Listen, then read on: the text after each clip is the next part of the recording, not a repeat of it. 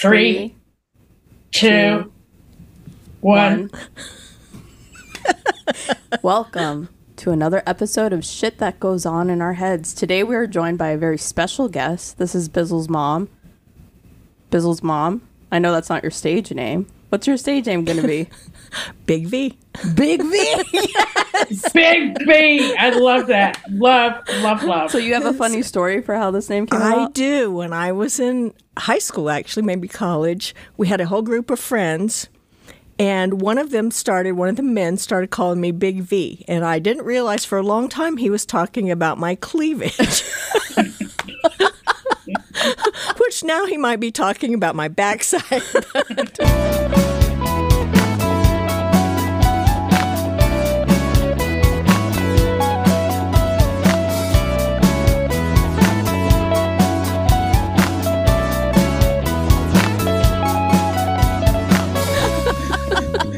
You weren't ready for this, G-Rex. You were not ready for this. And then it got transformed into V, so... Okay, well, we're going with Big V. I like it. We're going to go with Big V. Spicy. I can just see Bizzle right now listening back to this when he edits, and he's going to be like, oh, gosh. Why did I let her come on this show? I know. We're working our way through all of our family and friends. No, I'm just kidding. We just happen to be blessed. We have a lot of very interesting people in our lives, and they have very interesting stories. So thank you for joining this. And thank you. I appreciate you having me on. Yeah, we love doing this podcast. Like, this is our therapy. And like, when we don't record for a couple of weeks, you know, it's kind of sad, but you know, life kind of got in the way. I turned 60, had a big big birthday party in Toronto. Happy birthday. Yeah, it was awesome. And how we made it this far is, I don't know, beyond me. But, you know, grace of God. I'm just going to go with that. We grace just show up every day, you know? We do. I don't know what we're doing. Still, after all these episodes. Well, I started at the beginning listening again, and I could see huge progress. Oh, thanks. That's cool. We try, you know? We do. We finally stopped saying each other's names. Yeah, that took a while. It took a couple of episodes to get that. Because we kept getting yelled at. Like, every week, we would get yelled at. Yeah. Bizzle. Can't help it. I know. Yeah. I know. So, so I see that, for those that can't see, Big V has got some notepad paper with some stuff written on it. She is very prepared, unlike G-Rex and I. So we just show up. I know, right? So I like to start this off asking, what is it that you want to share with the world about you? So what I have discussed with you and Bizzle is perhaps career changes. Mm-hmm. And then I want to have a little time at the end to talk about, I'm a few years older than you, happy birthday, girl. Mm-hmm. So I can see that a lot of things have happened in my lifetime that's history. Mm-hmm. And some changes. So a couple things maybe about women in the workforce and a couple of things like that. Okay, cool. I love that. Where do you want to... I have a random question to get us started. What was your very first job? Working at Tupperware home parties. And it was in high school, and they had these big jubilees, and I had to take these tickets and count 10 and put a rubber band around, and that was my job all day long. So in my sleep, I was counting tickets, and every time I got to 10, I would wake up. Oh, my word. Yeah, that was Tupperware home parties. Yeah, it was fun, though. Their jubilees were awesome. Yeah, so from Tupperware home parties to where you are today, what's your current occupation? My current occupation is realtor. Real estate professional. Yeah, but it wasn't a straight path, I would imagine. It was not a straight path. No. When I went to college, I got several degrees. I started out in psychology and ended up in engineering. And then I started working in the defense industry at what's now Lockheed Martin. I guess I could be like Mr. M. Mr. M. We'll edit it Mr. out. M. Yeah. I could be like Mr. M and talk about the big entertainment that now it's a big missile factory. Instead of giving them the credit of saying them by name. So you used to work for a big missile factory. Yes. And so most of my career was working on the industry side of military, Department of Defense, and I did work for the government side a few times, and it wasn't very much fun. Yeah. Were you the only female? When I started out, I was very few. And all the way through, actually, I used to get bored and I would do statistics, and I never saw more than 3% females until my last job, which was at the government side. And not to be political here, but it was really weird because we would hire anybody that was a minority, a female, but we didn't see that many people come through the door on the industry side. But on the government side, it was very diverse between everybody. And I never have understood exactly why that is. Maybe That's interesting. I don't know. But anyway, so I really loved working there from the standpoint that I made my own jobs. I thought what was interesting, and then I would find a way to create a job to do that. Mm-hmm. And one of the things when I switched into real estate, I had to come to terms with time and money. Mm-hmm. Because when I worked for the big company, I had a good salary, and that paycheck showed up every 2 weeks. Mm-hmm. And I worked on my projects. But now in the real estate world, you have to worry about when's that property going to close? Mm-hmm. And am I wasting...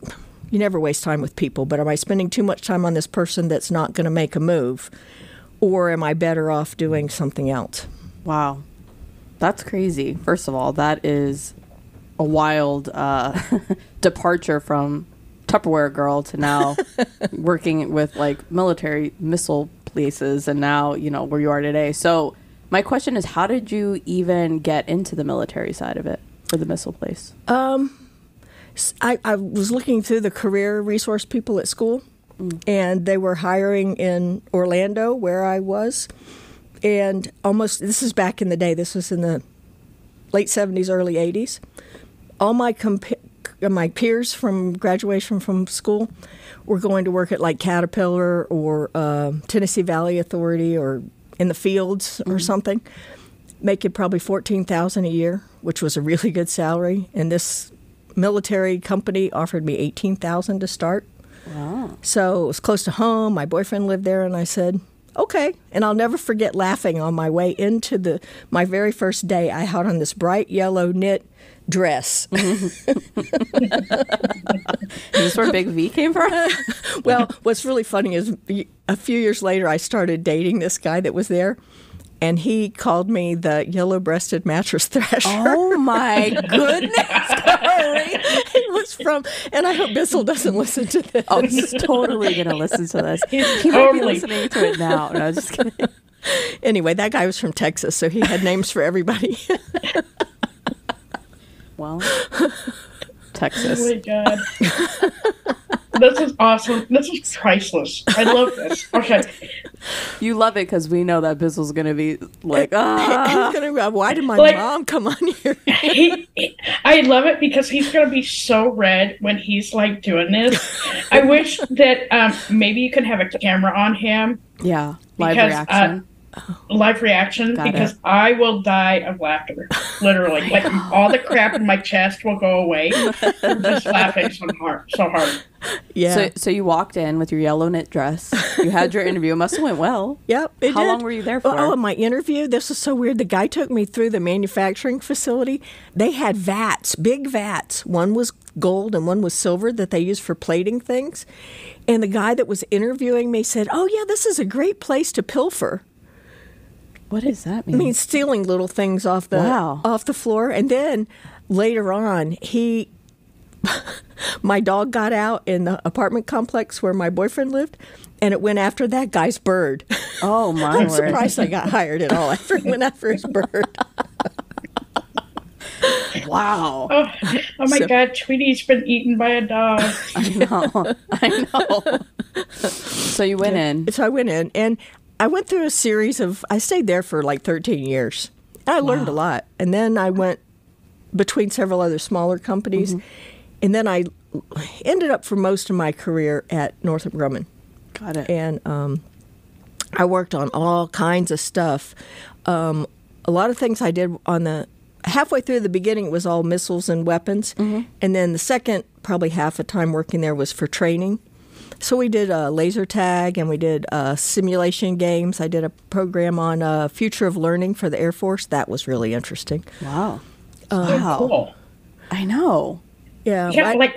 I worked on some Star Wars stuff back in the day. Wow. That's the job you need. Me? Dirty Skittles. Yeah, you need to get a job like that. Just playing video Like it's games? something. Yeah. That's how I interpreted that job. No, I know that that's not what it was, but yeah, that's wild. So when was this? What year was this when you started kind of getting into this industry? Early 80s. So I was through the like 2015 or so. Wow. Wow. Yeah. Wow. How was it being there? Like being a woman in that industry? There wasn't. When I first started, actually, they must have been having complaints because somebody from outside the company came and was interviewing all the women about, and HR popped in at the time I was talking to them. And you know, and I grew up on a ranch, and we were treated like it. Just the guys that worked there, you know, we worked the cows and did all the stuff. So I really didn't think too much about male and female and what you could and couldn't do. So I think I had an advantage over a lot of females because I would just go put my elbows out and jump in and do whatever had to be done. Yeah. But back to the history part of this, that was a long time ago. And I don't think women were raised at the time to be managers.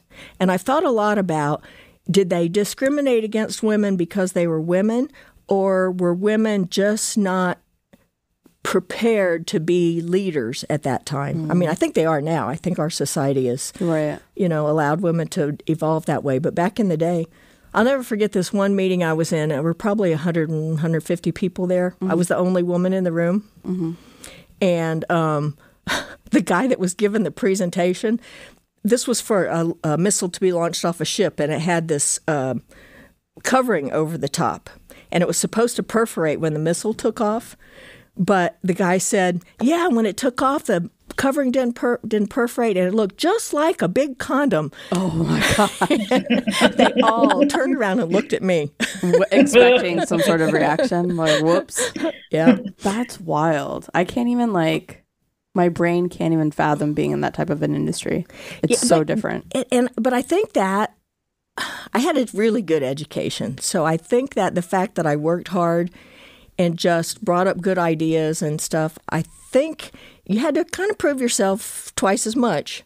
But once they realized that you were a contributing member, then actually some of the ones later on kind of looked out for me. That's good. Like big brothers or something. Well, those are mostly the West Point guys that were, I felt like I was in a fraternity. I was the little sister for the fraternity. Wow. But you know what's funny, Big V, is that it still kind of happens today, right? Like, even though we've come so far with, you know, like equal rights and everything, I think that still kind of happens in today's, you know, in industry today. You know, fortunately, like for me and for like Dirty Skittles, you know, if you know your shit, you know your shit. You know, and they kind of like, you know, let you go and let you do your thing. But, you know, I think about the kids that are just coming out of college and stuff now. They have far more of an advantage than you and I had, you know, when I came out of high school 40 years ago. You know, I think that we're advancing, but I don't think we're advancing fast enough. Yeah, I don't think we're there yet, but at least we're, and I think part of it is a growth factor on everybody's part. You know, and the other thing, I think sometimes guys might be a little intimidated. I remember one of the conferences I went to, the kids from UCF. I walked up and asked them a question. The girls popped right up and started answering. The young men that were there, sat in the back, and they just, I think they were afraid of these strong women. Got it. Strong-willed women. Yeah. So there's something that you mentioned, your upbringing, and how you think that kind of helped you sort of jump into this industry where you're just like, we're in here to get our feet wet, like just jump on in. What was that like? You grew up on a ranch? I did. What kind of... I know nothing about growing up on a ranch, just FYI, complete city girl. So I apologize for our listeners if this sounds like silly ass questions, but like, what did you do? Oh, you know what I mean? Well, so it's funny. I took over the ranch after my father and mother passed away. I thought I knew something before then. I didn't know anything until I was in charge. But basically what I did as a child is that we would get on our horses and we would go, the area that's Lake Nona now, we leased that, and it was 8,000 acres. Wow. So I had free reign of that beautiful lake, and I would go skinny dipping out in the lake. Nobody was there. Walk around in the woods barefoot with my gun, and then I go, oops, I'm just going to shoot my foot. But we would, well, there might be snakes. A gator. You never know. That's the biggest gator I've ever seen was on that lake. It must have been 15 feet long. It was after my dog. So basically we didn't live there. We lived kind of about 10 minutes away. So we would take the horses and we would gather up the cattle and put them in the chute. And then you'd sometimes part out the ones that were going to go to market, or you'd separate the babies from their moms when it was time to do that. Or you would run them through the chute and you'd put medicine on them, different kind, like for flies and all that stuff. And then sometimes you made steers out of the little bull calves. And so after I took over the ranch, we would have child labor where Bizzle and his sister had to go help too. And he was in about third grade the first time, and they went back to school and did show and tell. And they also did pregnancy testing on the cows. For show and tell? He went back and started telling about show and tell. Can you imagine? And the teacher was telling me, and I said, oh, I'm so sorry. I didn't mean him to come tell all that stuff. She goes, well, that's okay. The one that went after him was telling about the rabbits at the pet zoo. Oh, my goodness. So show and tell was short that day. Can you imagine being another child in that class and, like, your classmate gets up to do, like, pregnancy testing on cows as their child? I'd be like, my eyes would be, like, wide open. Tell me more. Tell me more. Yeah. So what I figured out, and this kind of relates way back to the career thing, I figured out that when I had the cattle, that you don't grow cows, you grow grass. Because if the grass is good, the cows do well, but if then otherwise you have to give them hay and feed and all that stuff. So I figured out in real estate that you don't sell property, you sell yourself. Oh. There's a lot more marketing than there is the transaction part. And it's really a lot like being a lawyer, though we're cautioned every day, don't practice law without a license. But there's so many things that can go wrong and so many ways that you can guide it to be to your client's advantage. But most people don't think of it that way because they just think you're like selling cars or houses, a product, Man. A commodity, and it's not that at all. And you can get in so much trouble. I know you've heard this week about some of the shenanigans that can go on. I know. Yes, Big V is here this week in Georgia helping us with a little nugget. Is he easier than working on the ranch, or? It's kind of the same. You're hurting the... Yeah, you're hurting the cattle. But they didn't talk back quite so much. No, he's really very good. He's good. But I have to laugh because he does remind me that I'm old. Which is why I felt okay talking about the way things... Oh, I have to bring this up. This is something else on my paper. So when I was growing up, we talked a lot about, we were hippies, because I'm probably almost a decade older than you, G-Rex. So we thought we were the ones that came up with all the rebellion and the new way of thinking and all that, but not at all. It was the Beatniks. And if you go back and study what they were anti-materialism, anti-conformist, and more about experiences in life than they were about, so they were against the man and the machine. And there's a lot of really good literature written about during that time about people's innate integrity versus being part of this big machine. Man. Really interesting. And I don't think, talking about what's changing, that set in motion even some of the things that are going on today. It's still evolving as part of what the Beatnik started in the 50s. Yeah. Did you think we would be farther along as a society than we are now? Back then? I didn't really think about it. The one thing that I will say is Sly and the Family Stone and all these songs where we are family, and my she wasn't my class president, the vice president in the 72 was a black woman. And nobody thought anything of it. We loved her. Yeah. Interesting. But I think it's gotten worse since then because at that time everybody was, not everybody, most people were starting to embrace the fact of inclusion. Yeah. And I just think it's gotten worse, and I don't know, and I don't want to go into why. Yeah. No, I hear you. Yeah, it's a scary thing. When I graduated, I thought, oh, the world's going to be better, blah, blah, blah. It got really good, and then it got really shitty really quick. Yeah. And, I'm hoping that the pendulum starts swinging back the other way. I think it has to start with us. Yeah, and I don't think it's just going to happen overnight. Hopefully by the time I'm 80, things will look a little better. I'm going to give it 20 years. Mm-hmm. Yeah. You'll still be working, Dirty Skittles. I will not be working by the time. So let me ask you guys, and not to interrupt you, G-Rex, but I talked about my transition.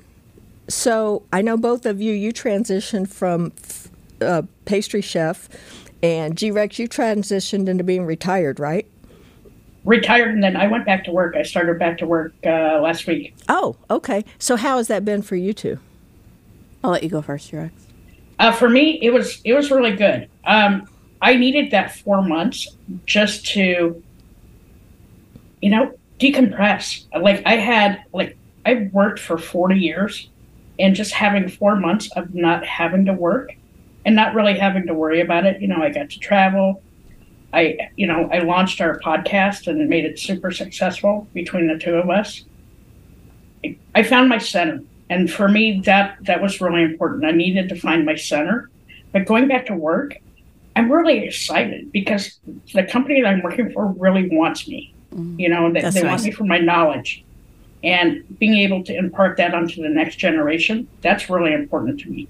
And I think as we get older, that's kind of our job too, is that we should be giving back to that next generation, because we wouldn't be where we're at today if we didn't have, people that helped us along the way.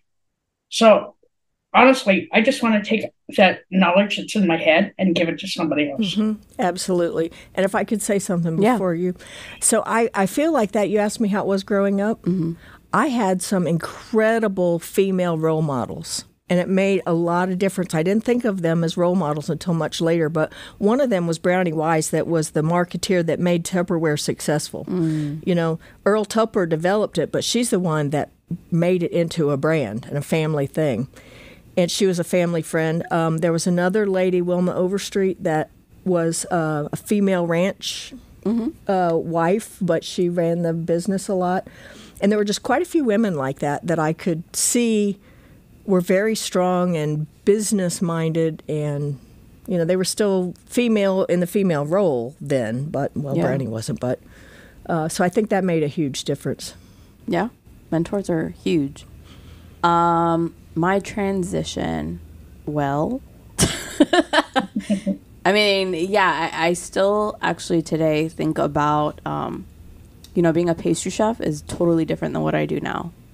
But there is some foundational knowledge that carries through. So there are often times where I'm doing what I do today, and, I work in the software industry, I manage a team, but I will find myself in a really difficult situation or a very stressful day, or I have to complete a task or something, right? And, the very first thought is usually I don't want to do this, right? How do I get out of this? How do I back out? How do I avoid whatever this difficult task is? But that kitchen brain kicks in where I realize very quickly that that's not an option. And my fight instinct kicks in, and I prepare, right? So I'm okay, doesn't matter how I feel about this. At the end of the day, this has to get done. I have to produce. I have to be responsible. I have to. And I think that that's still the kitchen mindset in me is, doesn't matter how stressful it is, I still have a job that I have to do. And now more so, I have a team that I'm looking out for. So it's just not an option. So the transition mentally, I don't think there's a big difference, but the industry obviously is totally different. I remember starting in this industry and crying because the very first holiday I had off was Thanksgiving, and it had been, since I had started being a pastry chef, I never had a holiday off. It just wasn't an option. and realizing, wow, I have spent 15 years of my life not celebrating holidays. Now I get a holiday off and I'm making more money than I did after 15 years in an industry. So that to me was like the biggest difference, was the pay and holidays off. But the mindset is still very much, that drive is still there. So that's good. And the skill set's a little different. Yeah. It's different, yeah. Yeah. Now you have to take a walk to get that exercise. Oh, yeah. I mean, let's talk. I mean, that's true. I sit down all day now, where before I was running constantly. Yeah, so it's a little different, but. Yeah. Well, at least you snagged Bizzle out of the deal. That's true. It's all Bizzle's fault. All Bizzle's fault. Yeah. And going back to what you said, G-Rex, about giving back and when you're older, I have met so many people, male and female. They talk about the empty nest syndrome, but I have met so many people, maybe young and old, that lose their purpose. And I think a lot of times when people retire or something, unless they have some great hobby they love, they really lose their purpose. And the kids get older and have their own lives, so that's not your life anymore so much. And I think you really have to find something that sparks passion with you, that you love to do, that gives you meaning. And that's what the podcast is. That's my passion. I think it is for both of us. And, if you asked me a year ago if this was in my wheelhouse, it wasn't. Right.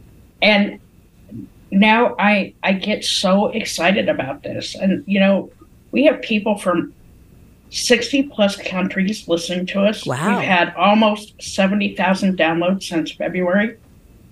People that are listening to us and get a lot of value out of this, and love to listen to us. We're not professionals by any means, but just telling those human stories. And I learn something new every time we record. Mm-hmm. I've seen some of the ones, and I thought I was kind of worldly, but when people tell what shit goes on in their heads, yeah. You really realize there's an inner dynamic that if you're not living that life, you don't really get it. Yeah, it doesn't even cross your mind at all. Yeah, we have some guests this season that are totally different than any world I've ever known, that I'm just like, it blows my mind. It's really, really cool. Like your upbringing with your dad and all, like, your whole life story, I'm like, that is so different. It's so weird. It's so interesting. It is different, and I'll just a little bit more history on them. Yeah. So my parents obviously were older, and they grew up, my dad especially, around the time of the Wild West shows. Mm-hmm. So before I was born, they traveled in the Wild West shows that would go around, and my dad had trick horses that would do this whole desert scene reenactment. And the horse would do all these, could do anything with the horse. It was amazing. And my mom was a trick rider. And my oldest sister was 5 when she was in the rodeos doing trick riding. When I was born, they stopped because the 3 of us were ready to go to school. But it's so crazy. Yeah, it's just but it's so funny. I remember when we would be in the rodeo parades or something. My mom taught me how to do the royal wave, and we were so particular about making sure our outfits were just right. And that's so crazy. I do not.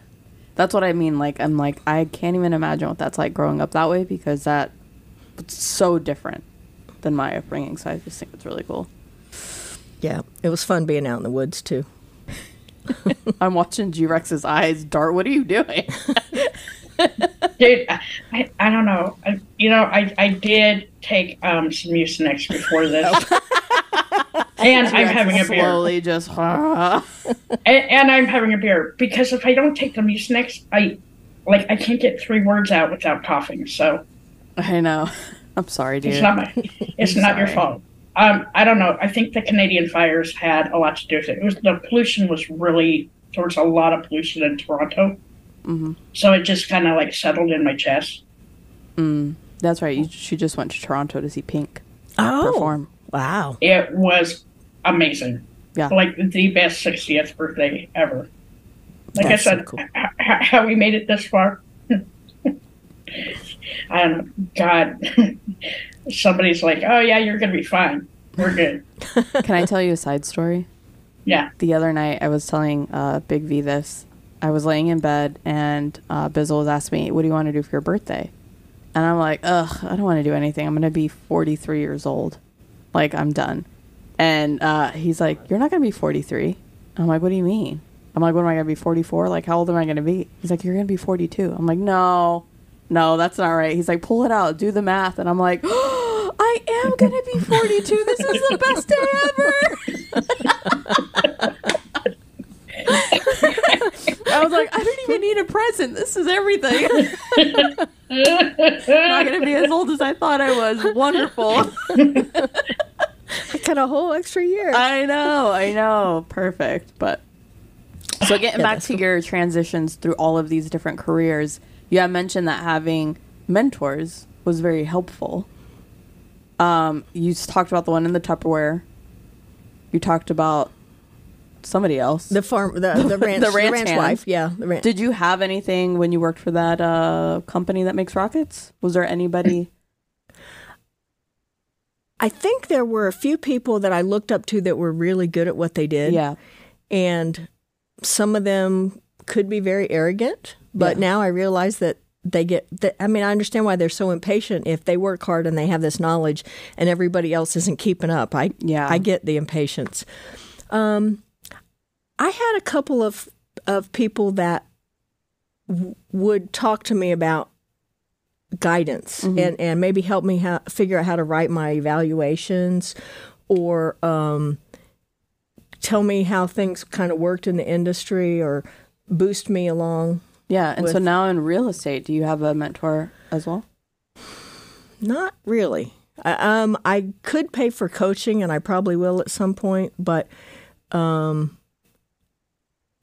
known some people that I started out in residential, then I went and worked almost exclusively on land. Now I'm kind of back 50-50 on the land, and the land part takes a long time to get. It's more interesting because you have to figure out all the due diligence of, can it go there? Will the soil support it? Is there wetlands? Is there, can you get through zoning and all that stuff? So that's a little more like the engineering side. The residential side, you get the joy of helping people with their own personal residence or second home or something like that. You also get to figure out how to tell them that paint color really doesn't matter because they're going to paint anyway. Drives me nuts. But I will have to say this. I'm with Keller Williams, and that has been the biggest boost ever. If it wasn't for them, because you get 63 hours to ruin somebody's life. Oh. What that means, it takes 63 hours of school plus take a test to get your real estate license.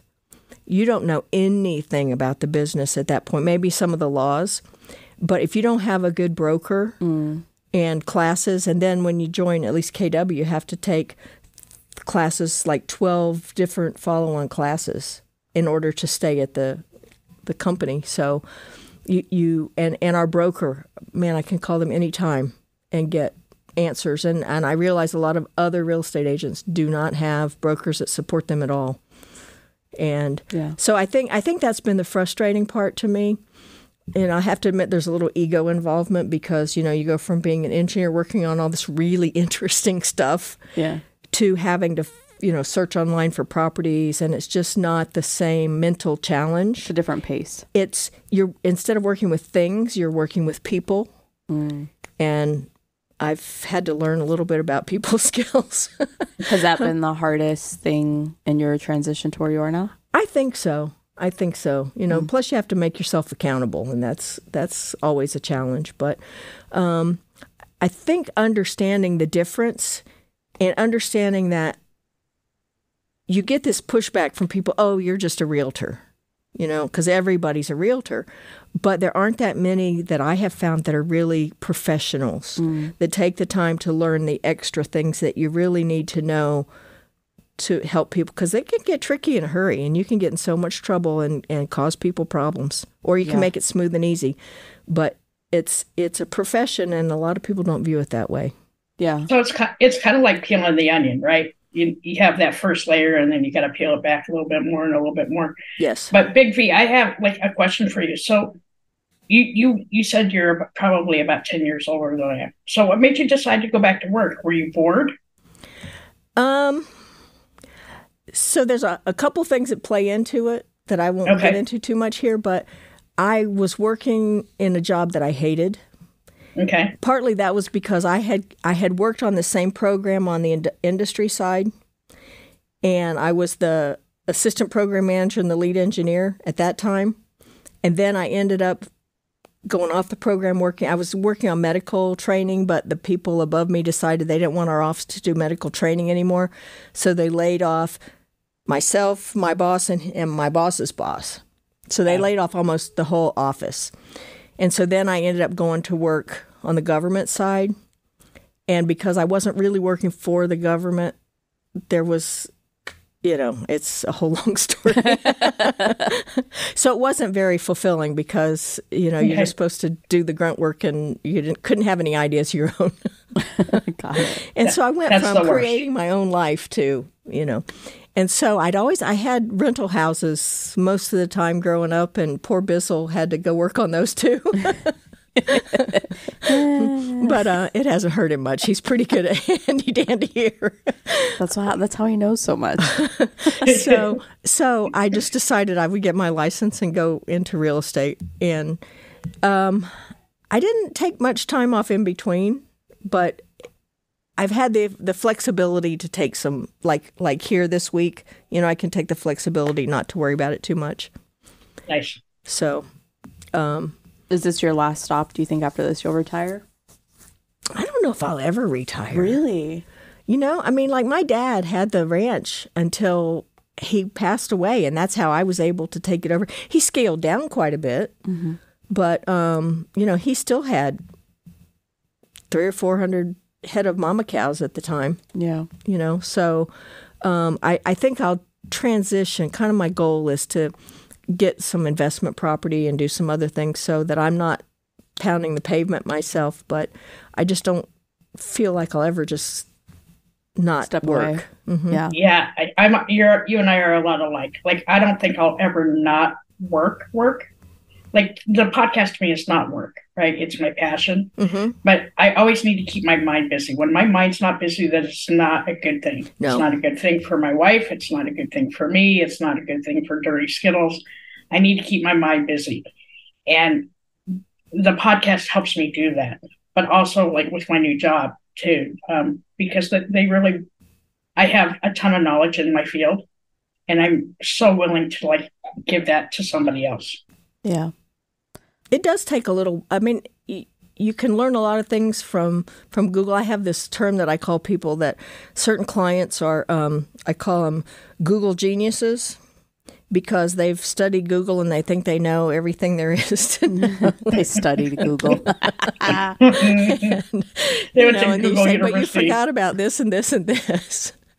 But you do gain wisdom. Mm-hmm. I think, and I've thought about wisdom a little bit. What is it really? It's a combination of knowledge and experience about how it works. And I do feel like, and maybe it's just Bizzle and Dirty Skittles, but I feel like a lot of people now have wisdom younger than they used to because you can learn faster and the world is more dynamic.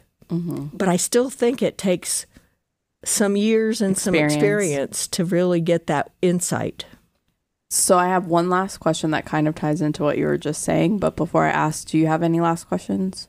No, ma'am. I'm all good. So with years of experience and the wisdom, right, on that topic, what has been the biggest lesson you've learned so far?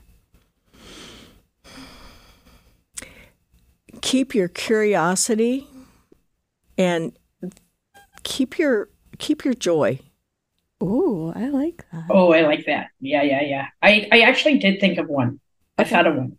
Go. So, Big Feet, what do you do, like either on a daily basis or a weekly basis for self-care and self-love?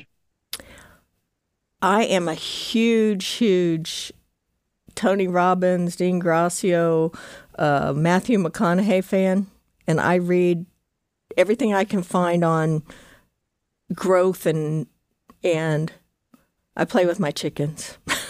Okay. I have dogs too, but I think the self-care really comes from reading those things and listening to the podcasts and stuff. And of course your podcast. Woo! Because it keeps me grounded in that it's a big world, and it can be very pretty if you just don't get mired down in the mug. Yeah. So keep your mindset straight. Yeah, thank you. I love that. I love that. I love that. That's going to be our new motto. I know. Thanks. Keep your curiosity and your joy. I like that. Amen. Thank you. Well, thank you very much for hanging out with us. Oh, it was really fun. Yeah. And nice to meet you. It's so nice to meet you.